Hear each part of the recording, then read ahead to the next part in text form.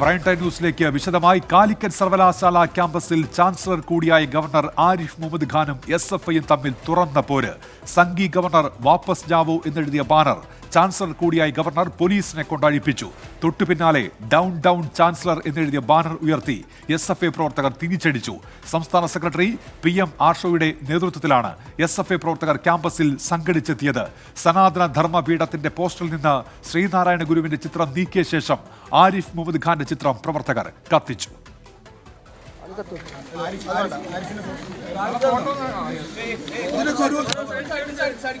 ഇതിനകത്ത് അദ്ദേഹം പങ്കെടുക്കുന്ന സെമിനാർ കേരളത്തിലെ നവോത്ഥാന നായകനായിട്ടുള്ള ശ്രീനാരായണ ഗുരുദേവനുമായി ബന്ധപ്പെട്ടിട്ടുള്ള സെമിനാറാണ്.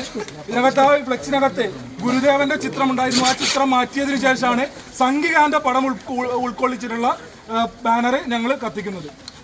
İnkılap zindabad! İnkılap zindabad! SFI SFI! SFI SFI! SFI zindabad! SFI zindabad! Yaalidette! Kattatte diyaalidette! Kattatte diyaalidette! Kattatte diyaalidette! Manishedakki jolikkette! Manishedakki jolikkette! Manishedakki jolikkette! Manishedakki jolikkette! Aarandayadavananda! Aarandayadavananda! Aarandayadavananda!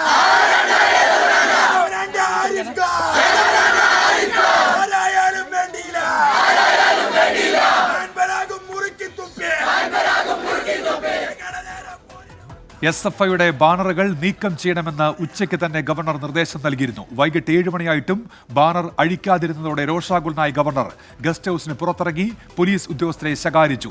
പിന്നീട് vice chancellor doctor MK ജയരാജനെ വിളിച്ചു വരുത്തി വിശദീകരണം തേടി.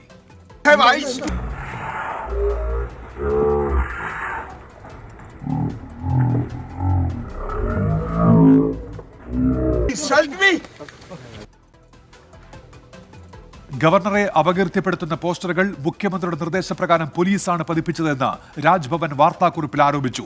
Governor നിലവിട്ട മനുഷ്യനാണെന്നും കയറൂരി വിടുന്നവർ ശ്രദ്ധിക്കണമെന്നും നവകേരള സദസ്സിൽ മുഖ്യമന്ത്രിയുടെ രൂക്ഷ വിമർശനം.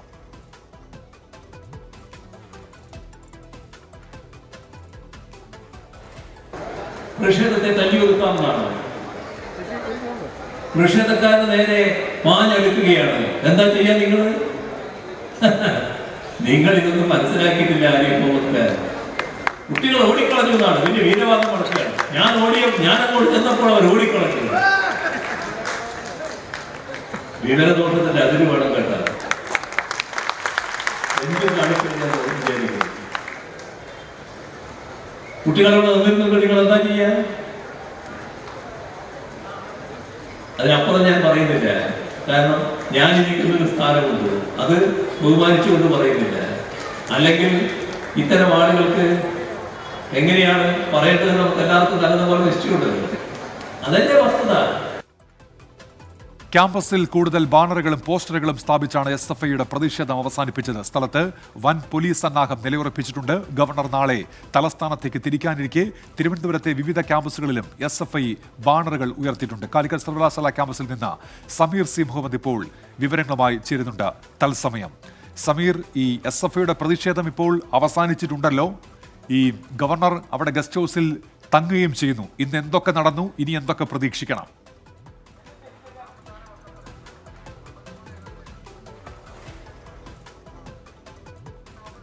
ഡോക്ടർ ഉന്മേഷ്, ഇന്ന് ഗവർണർക്ക് ഔദ്യോഗിക പരിപാടികളൊന്നും തന്നെ ഉണ്ടായിരുന്നില്ല. അതുകൊണ്ട് തന്നെ ഒരു പ്രതിഷേധം ഉണ്ടാകില്ല തങ്ങളുടെ ഭാഗത്തുനിന്ന് എന്ന് തന്നെയായിരുന്നു SFI പ്രവർത്തകർ അറിയിച്ചിരുന്നത്. എന്നാൽ സന്ധ്യയോടു കൂടിയാണ് ഗവർണർ ക്യാമ്പസിലേക്ക് തിരിച്ചെത്തുകയും ക്യാമ്പസിനകത്തുള്ള ഗസ്റ്റ് ഹൗസിലേക്ക് കയറുകയും ചെയ്തത്. ആ വേളയിലാണ് അവിടെ ഉണ്ടായിരുന്ന ബാനറുകളൊന്നും തന്നെ നീക്കം ചെയ്തിട്ടില്ല എന്നുള്ള കാര്യം അദ്ദേഹത്തിന്റെ ശ്രദ്ധയിൽപ്പെടുന്നതും പിന്നീട് പോലീസ് ഉദ്യോഗസ്ഥർക്കൊപ്പം അദ്ദേഹം കൂടെ നടന്നുകൊണ്ട് അത് നീക്കം ചെയ്യുന്ന സാഹചര്യമുണ്ടായി. തങ്ങൾ കെട്ടിയ ബാനറുകൾ അഴിച്ചുമാറ്റുന്ന ഒരു സാഹചര്യം ഉണ്ടായപ്പോഴാണ് SFI പ്രവർത്തകരും സംഘടിച്ചെത്തുകയും പിന്നീട് വലിയ രീതിയിലുള്ള പ്രതിഷേധങ്ങളിലേക്ക് പോവുകയും ചെയ്തത്. ആ വേളയിൽ ജില്ലാ പോലീസ് മേധാവി ഉൾപ്പെടെ ഗവർണർക്കൊപ്പം ഉണ്ടായിരുന്നു. ജില്ലാ പോലീസ് മേധാവിക്കെതിരെയും രൂക്ഷമായിട്ടുള്ള വിമർശനമാണ് ഗവർണറുടെ ഭാഗത്തുനിന്ന് ഉണ്ടായത്. തൊട്ടുപിറകെ പിന്നീട് വൈസ് ചാൻസലറെ വിളിച്ചു വരുത്തുന്ന ഒരു ഘട്ടമുണ്ടായി. വൈസ് ചാൻസലറെയും രൂക്ഷമായ ഭാഷയിലാണ് ഗവർണർ വിമർശിച്ചത്. ചാൻസലർ കൂടിയായിട്ടുള്ള അദ്ദേഹത്തിന്റെ ഭാഗത്തുനിന്ന് വലിയ രീതിയിലുള്ള വിമർശനം vice chancellor doctor M K ജയരാജനും ഏറ്റുവാങ്ങേണ്ടി വന്നു. ഈ സമയം തന്നെ ഇതിനോട് ചേർന്നുള്ള 100 മീറ്റർ അപ്പുറത്തായാണ് പ്രത്യേകം ബാരിക്കേഡുകൾ തീർത്തുകൊണ്ട് പോലീസ് ഉദ്യോഗസ്ഥർ SFI പ്രവർത്തകരെ തടഞ്ഞ് ആ ഒരു പ്രതിഷേധം വലിയ രീതിയിലേക്കുള്ള ഒരു അന്വേഷണ സംഭവങ്ങളിലേക്ക് പോകാതിരിക്കാനുള്ള ശ്രമങ്ങൾ അതിന്റെ ഭാഗമായി നടക്കുകയും ചെയ്തു. വലിയ രീതിയിൽ ബാരിക്കേഡുകൾ തീർക്കുകയും ഒപ്പം തന്നെ കൂടുതൽ സുരക്ഷാ ഉദ്യോഗസ്ഥരെ, കൂടുതൽ പോലീസ് ഉദ്യോഗസ്ഥരെ ഇവിടേക്ക് വിന്യസിക്കുകയും ചെയ്തു. ഈ വേളയിൽ വിദ്യാർത്ഥികളെല്ലാം തന്നെ സംഘടിച്ചെത്തുകയും വലിയ രീതിയിലുള്ള മുദ്രാവാക്യം വിളികളും ഒപ്പം തന്നെ വലിയ രീതിയിലുള്ള പ്രതിഷേധമായി കൊണ്ട് മുന്നോട്ട് പോയി. ആരിഫ് മുഹമ്മദ് ഖാന്റെ കാരിക്കേച്ചർ ഉൾപ്പെടെ തീർത്തുകൊണ്ടായിരുന്നു പ്രതിഷേധം. ഒപ്പം തന്നെ chancellor go back, RSS chancellor go back, down down chancellor തുടങ്ങിയിട്ടുള്ള വിവിധ മുദ്രാവാക്യം വിളികളും ഒപ്പം തന്നെ പ്ലക്കാർഡുകളും ഏന്തിക്കൊണ്ടാണ് പ്രവർത്തകർ ഇവിടേക്ക് എത്തിയത്. മാത്രമല്ല ഗസ്റ്റ് ഹൌസിന് നേരെ മുഖം തിരിഞ്ഞ് നിൽക്കുന്ന വിധത്തിൽ ഈ ബോർഡുകളും ഒപ്പം തന്നെ ബാനറുകളും ഈ പ്ലക്കാർഡുകളും എല്ലാം തന്നെ സ്ഥാപിക്കുകയും ചെയ്തു. അങ്ങനെ ആ വിധത്തിലുള്ള പ്രതിഷേധമായിക്കൊണ്ട് മുന്നോട്ട് പോകുന്നു. വലിയ രീതിയിലുള്ള ഒരു വിദ്യാർത്ഥികളുടെ ഒരു സംഘടിച്ചെത്തുന്ന ഒരു സാഹചര്യം ഉണ്ടായിരുന്നു. ആ വിധത്തിലുള്ള പ്രതിഷേധങ്ങളായിരുന്നു പിന്നീട് ഉണ്ടായിരുന്നത്. എന്തായാലും സമാധാനപരമായിട്ടുള്ള ഒരു പ്രതിഷേധം തന്നെയായിരുന്നു ഉണ്ടായിരുന്നത്. പിന്നീട് അല്പസമയം മുമ്പാണ് ഈ പ്രതിഷേധം അവസാനിച്ചത്. നാളെയാണ് ഏതായാലും പ്രതിഷേധം അവസാനിപ്പിച്ച് ഇപ്പോൾ SFI പ്രവർത്തകർ മടങ്ങിയിരിക്കുന്നു. നാളെ ഗവർണർക്ക് ഒരു പരിപാടിയുണ്ട്. അതിനുശേഷം അദ്ദേഹം അവിടെ നിന്ന് തലസ്ഥാനത്തേക്ക് തിരിക്കും. സമീർ സി മുഹമ്മദാണ് വിവരങ്ങൾ നൽകിയത്. പ്രൈം ന്യൂസിലേക്ക് തിരികെ. SFIയുമായുള്ള പോരിൽ ഗവർണർ ആരിഫ് മുഹമ്മദ് ഖാനെ പിന്തുണച്ച് doctor Shashi Tharoor MP. Chancellor എന്ന നിലയ്ക്ക് ഗവർണർക്ക് ചില അവകാശങ്ങളുണ്ട്.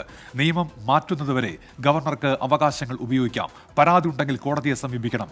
SFIക്കാരെ ബ്ലഡി ക്രിമിനൽസ് എന്ന് വിളിച്ചത് അവർ ക്രിമിനലുകളാണെന്ന് ഗവർണർക്ക് തോന്നിയത് കൊണ്ടാകാമെന്നും ശശി തരൂർ പ്രതികരിച്ചു. അല്ല, ഗവർണർ അദ്ദേഹത്തിന് ചില ഉത്തരവാദിത്തങ്ങൾ ഇതുവരെ നിയമപ്രകാരമുണ്ട്. അദ്ദേഹമാണ് ചാൻസലർ യൂണിവേഴ്സിറ്റീസിന്റെ. അദ്ദേഹത്തിന് ചില കാര്യങ്ങൾ ചെയ്യാനുള്ള അവകാശമുണ്ട്. ഇനി അദ്ദേഹം ചെയ്തത് SFIന് ഇഷ്ടമല്ല എന്നുണ്ടെങ്കിൽ അത് SFIയും ഗവർണറും കൂടി സോർട്ട് ഔട്ട് ചെയ്യണം. എന്റെ അഭിപ്രായത്തിൽ നിയമം മാറ്റുന്നവരെ ഗവർണറിന്റെ അവകാശങ്ങൾ അദ്ദേഹത്തെ ഉപയോഗിക്കാനും അതുപോലെ ആക്ട് ചെയ്യാനുള്ള ഇതുണ്ട്. തർക്കം വന്നാൽ കോടതി പോകാം. നിങ്ങൾക്കറിയാമല്ലോ, ഒരു വിഷയത്തിൽ കോടതി ഗവർണറിന്റെ എതിരാണ് റൂൾ ചെയ്തത്, ഒരു വിഷയത്തിൽ ഗവർണറിന് പിന്തുണ കൊടുത്തു. അപ്പൊ നമ്മൾ നോക്കേണ്ടി വരും ഇതൊക്കെ. Shut your bloody mouth Arif Muhammad Khan എന്ന് പറയാൻ അറിയാത്തത് കൊണ്ടല്ല, ഗവർണർ എന്ന പദവിയോടുള്ള ബഹുമാനം കൊണ്ടാണ് അങ്ങനെ പറയാത്തത് എന്ന് മന്ത്രി PA മുഹമ്മദ് റിയാസ്. BJP അധികാരം ലഭിക്കാത്ത സംസ്ഥാനങ്ങളിലെല്ലാം ഗവർണർ പദവി ഉൾപ്പെടെയുള്ള സ്ഥാനങ്ങളെ രാഷ്ട്രീയ ഉപകരണമാക്കുകയാണെന്ന് PA മുഹമ്മദ് റിയാസ് കുറ്റപ്പെടുത്തി. Shut your bloody mouth mister Arif Muhammad Khan എന്ന് ഞങ്ങൾക്ക് പറയാൻ അറിയാത്തതല്ല. പക്ഷേ നിങ്ങളിരിക്കുന്ന പദവിയെ ഞങ്ങൾ ബഹുമാനിക്കുന്നു, അതുകൊണ്ടാണ് അത് പറയാത്തത്. അപ്പോ കണ്ണൂരിന്റെ ചരിത്രത്തെ വക്രീകരിച്ച്, കേരളത്തിന്റെ ചരിത്രത്തെ വക്രീകരിച്ച്, മതസഹോദര്യത്തിന്റെ ചരിത്രത്തെ വക്രീകരിച്ച്, കൊളോണിയൽ വിരുദ്ധ പോരാട്ടത്തിന്റെ ചരിത്രത്തെ തമസ്കരിച്ച് RSS ആഗ്രഹിക്കുന്നത് പോലെ ഈ കേരളത്തിൽ പ്രവർത്തനം നടത്താൻ ആഗ്രഹിക്കുന്നതിന്റെ ഭാഗമായിട്ടാണ് മുഖ്യമന്ത്രി ജനിച്ചു വളർന്ന ജില്ലയായ കണ്ണൂരിനെയും ആക്ഷേപിക്കാൻ ആരിഫ് മുഹമ്മദ് ഖാൻ പുറപ്പെട്ടു.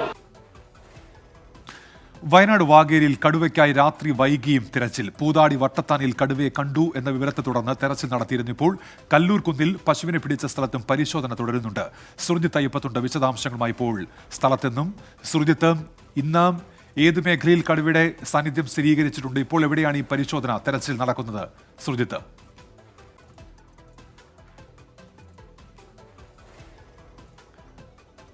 ഉന്മേഷ, കഴിഞ്ഞ ദിവസം അർദ്ധരാത്രിയിൽ കടുവ പശുവിനെ പിടിച്ച ഒരു സാഹചര്യം ഉണ്ടായിരുന്നു. ഇതിനുശേഷം ഇന്ന് പകൽ പലയിടങ്ങളിലായി കടുവയുടെ സാന്നിധ്യം ഉണ്ടായിട്ടുണ്ട്. വാഗേരിയുടെ 5 കിലോമീറ്റർ വരുന്ന ചുറ്റളവിൽ വരുന്ന പ്രദേശങ്ങളിലാണ് ഇത്തരത്തിൽ കടുവയുടെ സാന്നിധ്യം ഉണ്ടായിട്ടുള്ളത്. ഒരു കുട്ടി, പാപ്പളശ്ശേരിയിൽ ഒരു കുട്ടി കടുവയെ കണ്ടു എന്ന് പറയുന്നു. അതോടൊപ്പം തന്നെ 2 ദമ്പതിമാർ പുല്ലരിഞ്ഞിരുന്ന സമയത്ത് വട്ടത്താനി എന്ന് പറയുന്ന പ്രദേശത്ത് വയലിൽ കടുവയെ കണ്ടു എന്ന് പറഞ്ഞിട്ടുണ്ട്. അത്തരത്തിൽ നിരവധി തവണ കടുവയുടെ സാന്നിധ്യം പ്രത്യക്ഷത്തിൽ തന്നെ ആളുകൾക്ക് മുന്നിലേക്ക് ഉണ്ടാകുന്ന ഒരു നിലയാണ് ഉണ്ടായത്. അല്പസമയം മുമ്പ് 2 തവണയായി ഇന്നലെ കടുവ പിടിച്ച വാഗയിൽ സന്തോഷിൻ്റെ പശുവിനെ പിടിച്ച വാഗയിൽ സന്തോഷിൻ്റെ ആട്ടിൻകൂടിനടുത്ത് കടുവ എത്തി. അതിനുശേഷം ആട്ടിൻകൂടിന് നേർക്ക് ഒരു തവണ അടിച്ചതായും പറയുന്നു. അതിനുശേഷം കടുവ അതിന് തൊട്ട് താഴെ തന്നെയാണ് കൂട് സ്ഥാപിച്ചിട്ടുള്ളത്. ആ കൂട്ടിലേക്ക് ഇതുവരെ കടുവ കയറിയിട്ടില്ല. മേഖലയിൽ വനം വകുപ്പ് ഉദ്യോഗസ്ഥർ തുടരുകയാണ്. DFO ഷജ്ന കരീമും അതോടൊപ്പം തന്നെ കണ്ണൂരിൽ നിന്നും വന്നിട്ടുള്ള DFO ആയിട്ടുള്ള അജിത് K രാമനും അവിടെ തുടരുന്ന സാഹചര്യമുണ്ട്. RRT സംഘങ്ങളുണ്ട്. മയക്കുവെടി ഉതിർക്കാനുള്ള ടീമുകൾ എത്തിയിട്ടുണ്ട്. എന്തായാലും ഇന്ന് കടുവ കൂട്ടിൽ കയറിയില്ലെങ്കിൽ മുന്നിൽ കിട്ടുകയാണെങ്കിൽ ഉറപ്പായിട്ടും വെടിവെക്കാനുള്ള നീക്കമാണ് വനം വകുപ്പിൻ്റെ ഭാഗത്തു നിന്ന് ഉള്ളത്. ഇതിന് കാരണം മറ്റ് ദിവസങ്ങളിൽ, നേരത്തെ മുൻ ദിവസങ്ങളിലെ പോലെ സാഹചര്യമല്ല. 2ഉം 3ഉം തവണ കടുവ ആളുകളുടെ മുന്നിലേക്ക് പ്രത്യക്ഷപ്പെടുന്ന സാഹചര്യം ഉണ്ടായിട്ടുണ്ട് എന്നുള്ളത് കൊണ്ട് തന്നെയാണ് ഈ നടപടിയിലേക്ക് പോകുന്നത്. എല്ലാ തരത്തിലും സജ്ജമാണ് എന്തായാലും ആ ശുഭവാർത്ത ഇന്നുണ്ടാകും എന്നുള്ള തരത്തിലുള്ള പ്രതീക്ഷയാണ് വാഗേരിക്കാരെ സംബന്ധിച്ചിടത്തോളം ഉള്ളത്. കഴിഞ്ഞ 9 ദിവസങ്ങളിലായി പ്രജീഷിൻ്റെ മരണശേഷം ഇവരെല്ലാം തന്നെ ആശങ്കയിലാണ്. രാത്രിയും പകലും പുറത്തിറങ്ങാൻ പോലും ഭയപ്പെടുത്തുന്ന നിലയിലേക്ക് കാര്യങ്ങൾ മാറിയതാണ്. എന്തായാലും ഇന്ന് വെടി ഉതിർത്ത ശേഷം അത്തരം നടപടികളിലേക്ക് കടക്കാനുള്ള നീക്കമാണ് വനംവകുപ്പിന്റെ ഭാഗത്തുനിന്നുള്ളത്. ഉന്നത ഉദ്യോഗസ്ഥർ സ്ഥലത്ത് ക്യാമ്പ് ചെയ്യുന്നുണ്ട്. ശരി, സുർജിത് അയ്യപ്പത്താണ് വിവരങ്ങൾ നൽകിയത്. കടുവയ്ക്കായുള്ള തെരച്ചിൽ രാത്രി വൈകിയും അവിടെ ഇപ്പോഴും തുടരുകയാണ്. യൂത്ത് കോൺഗ്രസ് സംസ്ഥാന വൈസ് പ്രസിഡന്റ് അരിത ബാബുവിന് മൊബൈൽ ഫോണിൽ അശ്ലീല സന്ദേശങ്ങൾ അയച്ചയാൾ പിടിയിൽ. മലപ്പുറം അമരമ്പലം തെക്ക് മാമ്പുയിൽ എലാട്ടുപറമ്പിൽ ഷബീറിനെയാണ് അറസ്റ്റ് ചെയ്തത്. പിന്നീട് സ്റ്റേഷൻ ജാമ്യത്തിൽ വിട്ടയച്ചു. മനീഷ് മഹിബാൽ ആലപ്പുഴയിൽ നിന്ന്. മനീഷ്, വിവരങ്ങൾ. ഉന്മേഷ്, കഴിഞ്ഞ ഒരു 3-4 ദിവസങ്ങൾക്ക് മുൻപാണ് യൂത്ത് കോൺഗ്രസിന്റെ സംസ്ഥാന വൈസ് പ്രസിഡന്റായിട്ടുള്ള അരിത ബാബു പോലീസിൽ പരാതി കൊടുക്കുന്നത്. തനിക്കെതിരെ സമൂഹ മാധ്യമങ്ങളിൽ നിരന്തരമായി വീഡിയോ കോൾ ചെയ്യുകയും ഒപ്പം തന്നെ അശ്ലീല ദൃശ്യങ്ങൾ അയക്കുകയും ഒരാൾ ചെയ്തു എന്ന രീതിയിൽ മെസ്സേജ് അയച്ചത്, പിന്നെ പരാതി കൊടുത്തതും പിന്നീട് ഇയാൾ തന്നെ അത് നവമാധ്യമങ്ങളിലൂടെ തന്നെ മാപ്പ് പറഞ്ഞത് മറ്റൊരാളെ ഉദ്ദേശിച്ചാണ് ചെയ്തതെന്ന രീതിയിൽ ഫേസ്ബുക്കിൽ പോസ്റ്റ് ഇട്ടിരുന്നു. എന്നാൽ ഈ സംഭവത്തിൽ കേസെടുത്ത പോലീസാണ്, കായംകുളം പോലീസാണ് നിലവിൽ ഈ ഒരാളെ അറസ്റ്റ് ചെയ്തിട്ടുള്ളത്. മലപ്പുറം ജില്ലയിലെ അമരമ്പല തെക്ക് മാമ്പോയിൽ ഏലാട്ട് പറമ്പിൽ ഷമീർ, 35 വയസ്സായിട്ടുള്ള ഷമീറിനെയാണ് പോലീസ് അറസ്റ്റ് ചെയ്തിട്ടുള്ളത്. ഇയാളുടെ ജോലി ഖത്തറിലായിരുന്നു. ഖത്തറിലെ ഇയാളെ ജോലിയിൽ നിന്നും ഈ സംഭവത്തോടുകൂടി പിരിച്ചുവിട്ടു. തുടർന്ന് നാട്ടിലെത്തിയ സമയത്താണ് ഇയാളെ കായംകുളം പോലീസ് മലപ്പുറത്തെത്തി ഇയാളെ അറസ്റ്റ് ചെയ്തിട്ടുള്ളത്. പക്ഷേ ഈ കേസിൽ പോലീസ് ജാമ്യം കിട്ടാവുന്ന വകുപ്പുകൾ മാത്രമാണ് ചുമത്തിയിട്ടുള്ളത്. പ്രതിയെ സ്റ്റേഷൻ ജാമ്യത്തിൽ നിലവിൽ വിട്ടയച്ചിട്ടുണ്ട്. ഉന്മേഷ്. മനീഷ് മഹിബാലാണ് ആലപ്പുഴയിൽ നിന്ന് വിവരങ്ങൾ നൽകിയത്. മഴ കനക്കും.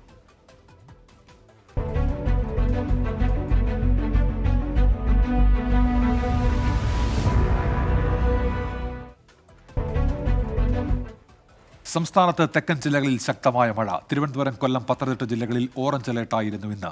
തിരുവനന്തപുരം നഗരത്തിൽ പുലർച്ചെ തുടങ്ങിയ മഴ വൈകിട്ട് വരെ തുടർന്നു. തെക്കൻ കേരളത്തിൽ മഴ ശക്തമാകുമെന്നാണ് കാലാവസ്ഥാ കേന്ദ്രത്തിന്റെ മുന്നറിയിപ്പ്. ഇന്ന് തിരുവനന്തപുരം, കൊല്ലം, പത്തനംതിട്ട ജില്ലകളിൽ ഓറഞ്ച് അലർട്ട് പ്രഖ്യാപിച്ചിട്ടുണ്ട്. ആലപ്പുഴ, കോട്ടയം, എറണാകുളം, ഇടുക്കി ജില്ലകളിൽ യെല്ലോ അലർട്ടാണ്. കേരള, ലക്ഷദ്വീപ് തീരങ്ങളിൽ മത്സ്യബന്ധനത്തിന് വിലക്ക് ഏർപ്പെടുത്തി. ശ്രീലങ്കൻ തീരത്തിന് സമീപം നിലനിൽക്കുന്ന ചക്രവാത ചുഴിയാണ് തെക്കൻ കേരളത്തിൽ മഴ ശക്തമാക്കുന്നത്. തീരമേഖലകളിലുള്ളവരും മലയോര മേഖലകളിലുള്ളവരും പ്രത്യേക ജാഗ്രത പാലിക്കണമെന്ന് ദുരന്ത നിവാരണ അതോറിറ്റി അറിയിച്ചു. തിരുവനന്തപുരം, പൊന്മുടി, കല്ലാർ, മങ്കയം ഇക്കോ ടൂറിസം സെന്ററുകൾ അടയ്ക്കും. ജില്ലയിൽ ഓറഞ്ച് അലർട്ട് പ്രഖ്യാപിച്ച സാഹചര്യത്തിലാണ് തീരുമാനം. താഴ്ന്ന പ്രദേശങ്ങൾ താമസിക്കുന്നവർ അടിയന്തര ഘട്ടങ്ങളിൽ മാറി താമസിക്കണമെന്ന് ജില്ലാ ഭരണകൂടം അറിയിച്ചു. 24 തിരുവനന്തപുരം. തമിഴ്നാട്ടിലെ 4 ജില്ലകളിൽ അതിശക്തമായ മഴ. കന്യാകുമാരി, തിരുനെൽവേലി, തൂത്തുക്കുടി, തെങ്കാശി ജില്ലകളിൽ ഇന്നലെ രാത്രി ആരംഭിച്ച മഴ തുടരുകയാണ്. ഈ 4 ജില്ലകളിലെയും വിദ്യാഭ്യാസ സ്ഥാപനങ്ങൾക്ക് നാളെ അവധി പ്രഖ്യാപിച്ചു.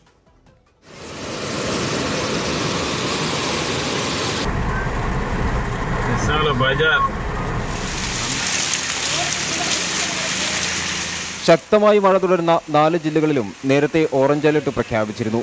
മോശം കാലാവസ്ഥയെ തുടർന്ന് തിരുനെൽവേലി വിമാനത്താവളത്തിൽ ഇറങ്ങേണ്ട 2 സർവീസുകൾ മധുരയിലേക്ക് വഴിതിരിച്ചുവിട്ടു. താമരഭരണി, പാപനാശം തുടങ്ങിയ അണക്കെട്ടുകളിലെല്ലാം ജലനിരപ്പ് ഉയർന്നിട്ടുണ്ട്.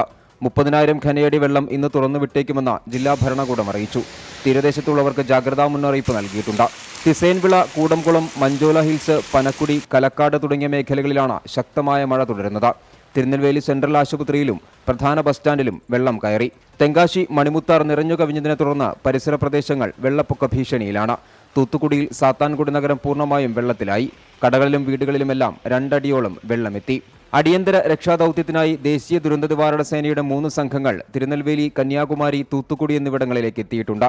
100 പേരടങ്ങുന്ന 3 സംഘങ്ങളാണ് രക്ഷാപ്രവർത്തനത്തിന് സജ്ജരായി എത്തിയിട്ടുള്ളത്.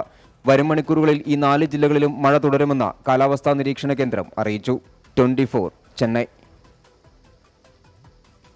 ശബരിമലയിൽ മഴ തുടരുന്നു. മഴയെ അവഗണിച്ച് ദർശനം നടത്തുകയാണ് തീർത്ഥാടകർ. എന്നാൽ അവധി ദിനമായിട്ടും പ്രതീക്ഷിച്ച തിരക്കുണ്ടായില്ല. പുലർച്ചെ മുതൽ ചാറ്റൽ മഴയോടുകൂടി അന്തരീക്ഷമായിരുന്നു സന്നിധാനത്തും പമ്പയിലും. വൈകിട്ട് 6 മണിയോടെ മഴ കനത്തു. എന്നാൽ പമ്പയിൽ നിന്നും മല കയറിയ ഭക്തർ മഴയെ അവഗണിച്ചും ദർശനം നടത്തുന്നത് തുടരുകയാണ്. ചിലർ മഴ നനഞ്ഞും മറ്റു ചിലർ മഴക്കോട്ടുകൾ ധരിച്ചും സന്നിധാനത്തേക്ക്. ഈ മഴ നനയാൻ തുടങ്ങിയിട്ട് കയറിയപ്പോൾ മുതൽ മഴയുണ്ടായിരുന്നു. ഫുൾ റൈനും ബുദ്ധിമുട്ട് കോട്ടുണ്ടായിരുന്നു, കോട്ട് ഇവിടെ എത്തിയാണ് കഴിച്ചത്. ഇപ്പം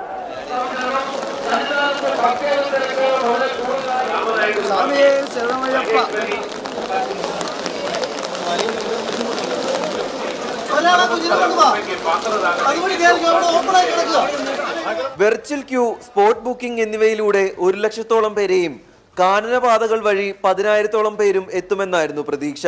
എന്നാൽ 60,000-ഓളം ഭക്തരാണ് ഒടുവിലെ കണക്കുകൾ പ്രകാരം ദർശനം നടത്തിയത്.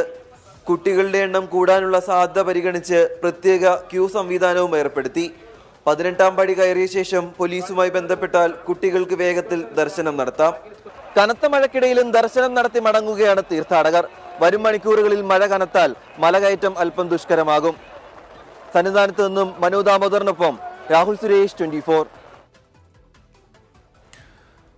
അഖില കേരള ധീവരസഭ മുൻ സംസ്ഥാന വൈസ് പ്രസിഡന്റും പിന്നാക്ക സമുദായ കോർപ്പറേഷൻ ഡയറക്ടർ ബോർഡ് അംഗവുമായിരുന്ന ടി.കെ. മുരളീധരൻ അന്തരിച്ചു. 86 വയസ്സായിരുന്നു.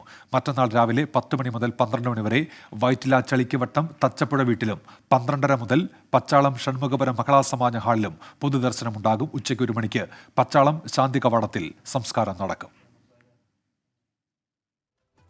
പ്രൈം ടൈം ന്യൂസിലേക്ക് തിരികെ. വീണ്ടും കോവിഡ് ഭീതി.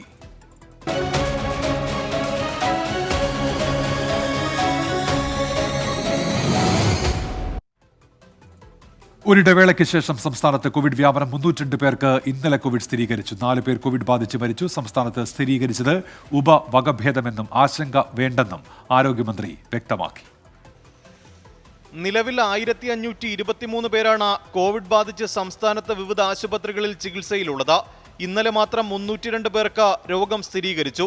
4 മരണവും. ഈ മാസം 9 പേരാണ് കേരളത്തിൽ കോവിഡ് ബാധിച്ച് മരിച്ചത്. JN1 എന്ന പുതിയ കോവിഡ് വകഭേദമാണ് ഇപ്പോഴത്തെ വ്യാപനത്തിന് കാരണം. ആശങ്കപ്പെടേണ്ട സാഹചര്യമില്ലെന്ന് ആരോഗ്യമന്ത്രി. ആശങ്കപ്പെടേണ്ട ഒരു കാര്യവുമില്ല. കാരണം ഈ പുതിയ ഒരു ഉപവകഭേദമാണ്. അത് ഇവിടെ കണ്ടെത്തി എന്നുള്ളതേ ഉള്ളൂ. ഇന്ത്യയുടെ മറ്റു ഭാഗങ്ങളിൽ ഇതുണ്ട്, പക്ഷെ കേരളം ഇത് കണ്ടുപിടിച്ചു എന്നുള്ളതാണ്. കടുത്ത ചുമ, തൊണ്ടയിലെ അസ്വസ്ഥത, ശ്വാസകോശ പ്രശ്നങ്ങൾ എന്നിവയാണ് പനി ബാധിതരെ അലട്ടുന്ന പ്രധാന പ്രശ്നം. വാക്സിൻ പ്രതിരോധമുള്ളതിനാൽ വൈറസ് ഗുരുതരമാകുന്നില്ല. എന്നാൽ പ്രായമായവരും ഗർഭിണികളും കൂടുതൽ ജാഗ്രത പുലർത്തണമെന്നാണ് ആരോഗ്യ വിദഗ്ധരുടെ മുന്നറിയിപ്പ്. 24 തിരുവനന്തപുരം. അതിക്രമം അതീവ ഗൗരവതരം.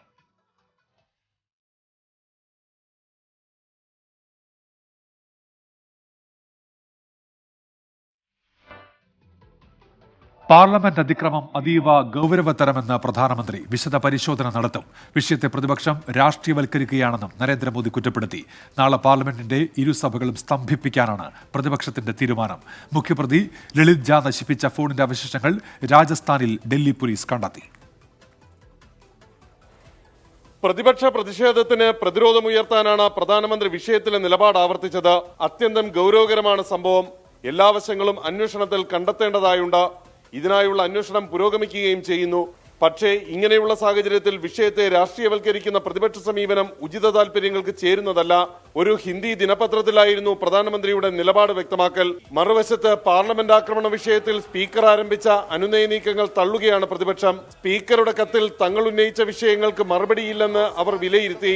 നാളെ മുതൽ സഭ പൂർണ്ണമായി സ്തംഭിപ്പിക്കും വിധം ശക്തമായ പ്രതിഷേധം സംഘടിപ്പിക്കും. ആക്രമണ വിഷയത്തിൽ മറുപടി പറയാൻ അമിത്ഷായ്ക്ക് നിർദ്ദേശം നൽകണമെന്നാവശ്യപ്പെട്ട് ലോക്സഭാ സ്പീക്കർക്കും രാജ്യസഭാ അധ്യക്ഷനും പ്രതിപക്ഷ കക്ഷികൾ കത്തും നൽകി. മറുവശത്ത് പാർലമെന്റ് ആക്രമണ അന്വേഷണവും പുരോഗമിക്കുകയാണ്.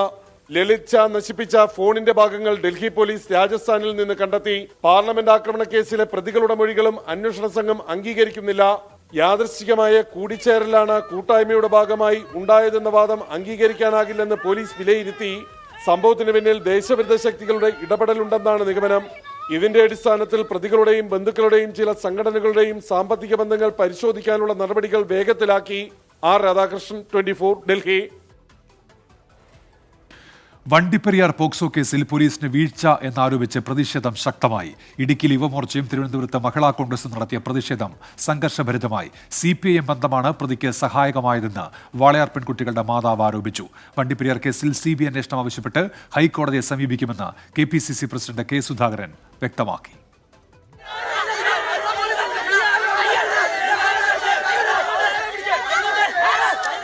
വണ്ടിപ്പെരിയാർ പോലീസ് സ്റ്റേഷനിലേക്ക് മാർച്ച് നടത്തിയ യുവമോർച്ച പ്രവർത്തകരെ അറസ്റ്റ് ചെയ്ത് നീക്കാൻ ശ്രമിച്ചതാണ് സംഘർഷത്തിന് കാരണമായത്.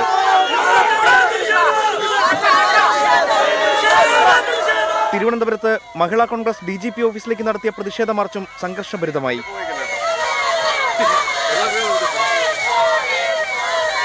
വാളയാർ കേസിലും വണ്ടിപ്പെരിയാർ കേസിലും പ്രതികൾ CPIM-കാരായതുകൊണ്ടാണ് രക്ഷപ്പെട്ടതെന്ന് വാളയാർ പെൺകുട്ടികളുടെ അമ്മ. 2 കേസിൽ പ്രതികൾ രക്ഷപ്പെട്ടവർ 2 കേസിലെ പ്രതികളും CPM-ന്റെ ആൾക്കാരാണ്. അപ്പം അതുകൊണ്ട് അവരെ സംരക്ഷിക്കാൻ ആൾക്കാരുള്ളിടത്തോളം കാലം അവർ രക്ഷപ്പെട്ടുകൊണ്ട് തന്നെ ഇരിക്കും. ഭരണകക്ഷിയുടെ രാഷ്ട്രീയ സ്വാധീനത്തെ തുടർന്നാണ് കേസ് അട്ടിമറിക്കപ്പെട്ടതെന്ന് K. സുധാകരൻ ആരോപിച്ചു. ഞങ്ങളതിന് ആവശ്യമായ രീതിയിലുള്ള നിയമ നടപടികൾ ഞങ്ങൾ കൈക്കൊള്ളാൻ പോവുകയാണ്. അതിന് പറ്റുന്ന അഡ്വക്കേറ്റ്മാരെ ലോയേഴ്സ് കോൺഗ്രസ് കണ്ടെത്തിയിട്ടുണ്ട്. ആവശ്യമായ നിയമ നടപടികൾ അതിൻ്റെ സഹായം ഈ കുടുംബത്തിന് ചെയ്തു കൊടുക്കാൻ കേരള പ്രദേശ് കോൺഗ്രസ് കമ്മിറ്റി തീരുമാനിച്ചിട്ടുണ്ട്. കുറ്റക്കാരായ ഉദ്യോഗസ്ഥരെ പിരിച്ചുവിടണമെന്നും വണ്ടിപ്പെരിയാർ കേസ് ഹൈക്കോടതിയുടെ മേൽനോട്ടത്തിൽ CBI അന്വേഷിക്കണമെന്നും VM സുധീരൻ ആവശ്യപ്പെട്ടു. 24 Idukki. Changanassery SB college alumni association Kochi chapter വാർഷിക കുടുംബ സംഗമവും പ്രഭാഷണ പരമ്പരയും തമിഴ്നാട് മന്ത്രി ഡോക്ടർ പളനിവേൽ ത്യാഗരാജൻ ഉദ്ഘാടനം ചെയ്തു. മെറ്റ് പ്രഭാഷണ പരമ്പരയുടെ ലോഗോയും മന്ത്രി പ്രകാശനം ചെയ്തു. അടുത്ത പതിറ്റാണ്ടിൽ ലോകത്തിന്റെ മനുഷ്യവിഭവശേഷിയുടെ തലസ്ഥാനവും നിക്ഷേപ കേന്ദ്രവുമായി ഇന്ത്യ മാറുമെന്ന് മന്ത്രി പറഞ്ഞു. Association chairman doctor Philip Augustine, father doctor George Madathil Parambil, college principal doctor Reji P. Kurian എന്നിവർ പരിപാടിയിൽ പങ്കെടുത്തു.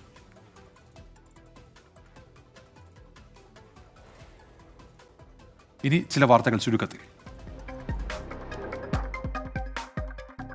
മഹാരാഷ്ട്രയിൽ സ്ഫോടക വസ്തു നിർമ്മാണശാലയിലുണ്ടായ പൊട്ടിത്തെറിയിൽ 9 പേർ കൊല്ലപ്പെട്ടു, 3 പേർക്ക് പരിക്ക്. സൈന്യത്തിനും ഖനികളിൽ ഉപയോഗിക്കുന്നതിനുമായി സ്ഫോടക വസ്തുക്കൾ നിർമ്മിക്കുന്ന നാഗ്പൂരിലെ ഫാക്ടറിയിലാണ് പൊട്ടിത്തെറി ഉണ്ടായത്.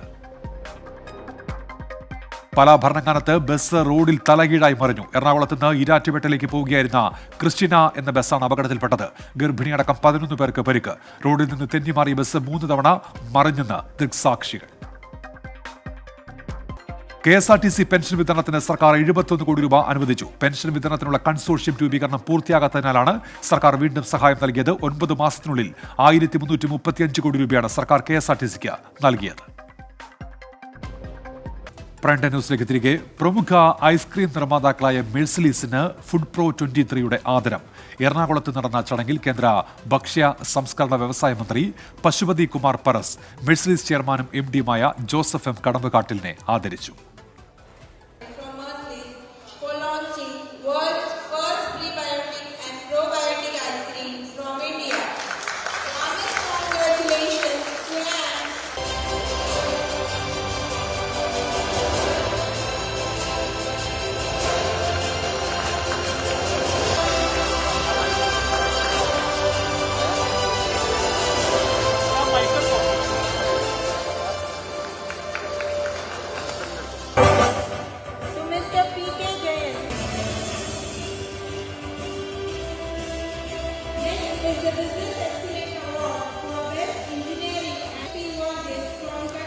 പ്രീബയോട്ടിക് ഫൈബറും പ്രോബയോട്ടിക് കൾച്ചറും ഉൾപ്പെടുന്ന ഇന്ത്യയിലെ ആദ്യ ഐസ്ക്രീമാണ് മെഴ്സലീസിൻ്റേത്. ഫുഡ് പ്രോ 23 ലോകത്ത് ആദ്യമായിട്ട് തന്നെ പ്രോബയോട്ടിക്കും പ്രീബയോട്ടിക്കും ചേർത്ത ഒരു ഐസ്ക്രീമിന് കേന്ദ്രത്തിന്റെ ഒരു അംഗീകാരം കിട്ടുക എന്നുള്ളൊരു വലിയ സന്തോഷമുള്ള കാര്യമാണ്. നമ്മളെ 25 കൊല്ലം മുമ്പ് തുടങ്ങിയ ഐസ്ക്രീമിന് കേരളത്തിൽ തന്നെ നമുക്ക് കുറെ കാര്യങ്ങൾ ചെയ്യാൻ പറ്റി. ഐസ്ക്രീമും ഫ്രോസൺ ഡെസർട്ടും തമ്മിലുള്ള ഒരു വ്യത്യാസം പറഞ്ഞുകൊണ്ടാണ് നമ്മൾ കേരള മാർക്കറ്റിൽ ഇൻട്രൊഡ്യൂസ് ചെയ്യുന്നത് തന്നെ. പിന്നീട് നാച്ചുറൽ കളറും ഫ്ലേവറും കേരളത്തിൽ ആദ്യമായിട്ട് ഇൻട്രൊഡ്യൂസ് ചെയ്യാനായിട്ട് സാധിച്ചു. മൂന്നാമതാണ് നമ്മളുടെ ഈ പ്രോബയോട്ടിക്കും പ്രീബയോട്ടിക്കും കൂടി ചേർന്ന ഐസ്ക്രീമോടുകൂടി ലോകത്തെ ആദ്യത്തെ തന്നെ ഒരു റെസിപ്പി ആയിരുന്നു അത്. ദക്ഷിണാഫ്രിക്കയ്ക്കെതിരായ ഏകദിന പരമ്പരയിൽ ഇന്ത്യക്ക് വിജയത്തുടക്കം. 1-ാം ഏകദിനത്തിൽ 8 വിക്കറ്റിന് ആതിഥേയരെ തോൽപ്പിച്ചു. ദക്ഷിണാഫ്രിക്ക 116 റൺസിന് എറിഞ്ഞിട്ട ഫാസ്റ്റ് ബൌളർമാരാണ് ഇന്ത്യക്ക് അനായാസ വിജയമൊരുക്കിയത്. ഹർഷ്ദീപ് സിംഗ് 5 വിക്കറ്റ് വീഴ്ത്തി 4 വിക്കറ്റ് നേടി ആവേശ് ഖാനും ഇന്ത്യക്കായി തുടങ്ങി. 117 റൺസ് വിജയലക്ഷ്യം. 17-ാം ഓവറിൽ ഇന്ത്യ മറികടന്നു. അരങ്ങേറ്റ മത്സരത്തിൽ 55 റൺസ് നേടിയ സായ് സുദർശനും 52 റൺസ് നേടിയ ശ്രേയസ് അയ്യരും ഇന്ത്യൻ ജയം എളുപ്പമാക്കി.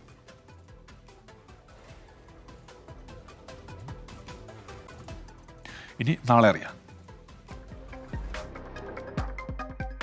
തൃശൂർ വേലൂരിൽ നാളെ ഗതാഗത നിയന്ത്രണമുണ്ട്. ജൽജീവൻ മിഷൻ പദ്ധതിയുടെ ഭാഗമായി പൈപ്പ് ലൈൻ സ്ഥാപിക്കുന്നതിനെ തുടർന്നാണ് നിയന്ത്രണം. വൈകിട്ട് 7 വരെ നിയന്ത്രണമുണ്ടായിരിക്കും. കോഴിക്കോട് കോർപ്പറേഷന്റെ കീഴിലുള്ള വിവിധ ആരോഗ്യ കേന്ദ്രങ്ങളിൽ medical officer, nursing officer, pharmacist നിയമനത്തിനുള്ള അഭിമുഖം നാളെയാണ്. രാവിലെ 11-ന് കോർപ്പറേഷൻ ഓഫീസിൽ അഭിമുഖത്തിന് ഹാജരാകാം. Professional diploma in pharmacy, health inspector കോഴ്സുകളിലേക്കുള്ള സർക്കാർ കോളേജുകളിൽ ഒഴിവുകളുള്ള സീറ്റിലേക്കുള്ള സ്പോട്ട് അലോട്ട്മെന്റ് നാളെ. LBS ജില്ലാ ഫെസിലിറ്റേഷൻ സെന്ററുകളിൽ രാവിലെ 10-നാണ് സ്പോട്ട് അലോട്ട്മെന്റ്.